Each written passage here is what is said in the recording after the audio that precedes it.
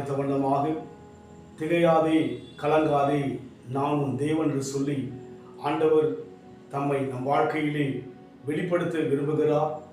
நாம் ஆசீர்வாதமாய் இருப்பதே தேவனுக்கு பிரியமாய் இருக்கிறது.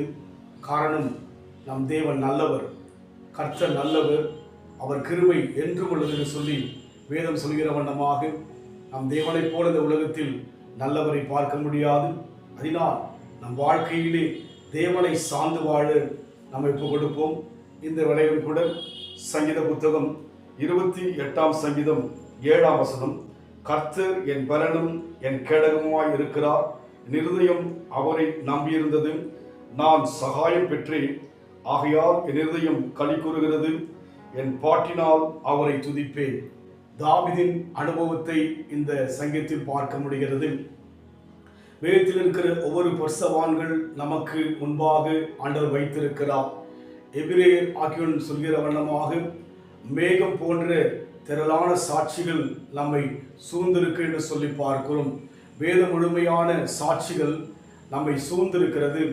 எவ்வளவுக்கு எவ்வளவாக வேத வசனங்களை வாசிக்கின்றோமோ, தியானிக்கின்றோமோ, சிந்திக்கின்றோமோ, அந்த அனுபவத்தில் போகும்போது தூரத்தில் வாழ்ந்த நம் தேசத்தின் மக்கள் அல்ல அவர்கள் எல்லாம் இஸ்ரவேல் மக்கள், தேவனால் உலகத்தில் அங்கீகரிக்கப்பட்ட மக்கள்.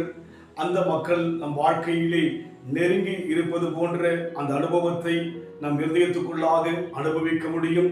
அதோடு மாத்திரமல்ல, தேவனும் நெருங்கியிருப்பதை நாம் நம் வாழ்க்கையிலே அனுபவிக்க முடியும். அதைத்தான் சங்கீதக்காரர் சொல்கிறார், என் இருதயம் களி கூறுகிறது என்று சொல்லி. இருதயத்தில் களி கூறுகிற ஒரு அனுபவம் என்பது வேதத்தில் இருக்கிறபடியினாலே நம் வாழ்க்கையில் தேவன் யார் என்றால் தாவீது சொல்வது போல கர்த்தர் என் பலனும் என் கேடகமுமாய் இருக்கிறார் என்று சொல்லி பார்க்கிறோம். ஆம், நம் தேவன் நமக்கு பலனாக, நமக்கு பாதுகாப்பு உள்ள கேடகமாய் இருக்கிறார். தாவீது அனுபவத்தில் அதை அனுபவித்தார். நாமும் இன்றைக்கு தேவனுடைய அந்த வார்த்தை மூலமாக நமக்கு விரோதமாய் வருகிற பிரச்சனைகளிலிருந்து மேற்கொள்ள தேவன் நமக்கு கேடகமாய் இருப்பதை நாம் விசுவாசிக்க வேண்டும். விசுவாசிப்பது மாத்திரமல்ல, தாவீது சொல்கிறார், ஆகையால் என் இருதயம் களி கூறுகிறது, என் பாட்டினால் அவரை துதிப்பேன் என்று சொல்லி தேவனை துதிக்கின்ற மக்களாக, தேவனை சார்ந்து வாழ்கிற மக்களாக இருக்கும்போது அவர் நமக்கு பலனும் கேடகமாய் இருப்பதை நாம் ஒவ்வொரு நாளும் அனுபவிக்க முடியும். அதை அனைவருக்கு உற்சாகமாய் சொல்ல முடியும். என் பலனே, என் கோட்டையே, ஆராதனை உமக்கே, மறைவிடமே, என் உறைவிடமே, ஆராதனை உமக்கே, மறைவிடமே, என் உறைவிடமே, ஆராதனை உமக்கே, ஆராதனை ஆராதனை அப்பா அப்பா உங்களுக்குத்தான்.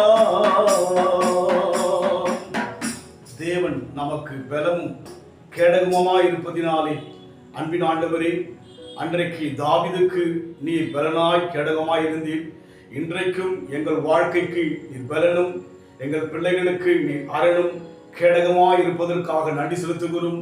எங்கள் வாழ்விலை தொடர்ந்து பாடி துதிக்க மேன்மைப்படுத்துகின்ற அந்த கிருபை வரங்களை எங்கள் யாவருக்கும் தருவீராக பொறுப்படுத்திக் கொள்ளுங்க.